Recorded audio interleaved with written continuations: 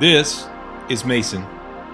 In the end of 2019, he got a virus, and within a few days was rendered paralyzed. He had severe pain in every part of his body and couldn't tolerate hardly any movement. His parents brought him to multiple doctors. He ended up in a hospital in Texas, whereby he was diagnosed with amplified musculoskeletal pain syndrome.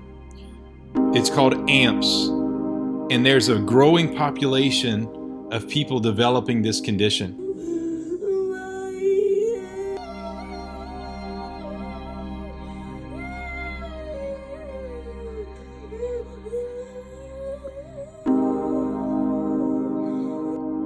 After an incredible amount of suffering in over 4 months, his mom finally did something that would be a game changer.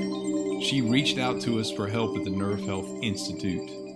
Mason came in with his mom, and we did a thorough examination and evaluation of his nervous system.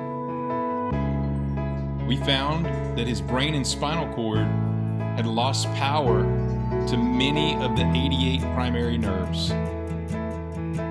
Within just one visit, we had him walking, and here's Mom to tell you about it.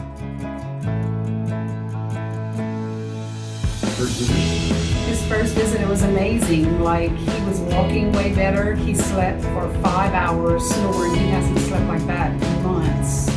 I find his colors better, like very vibrant kid again. I got my child back.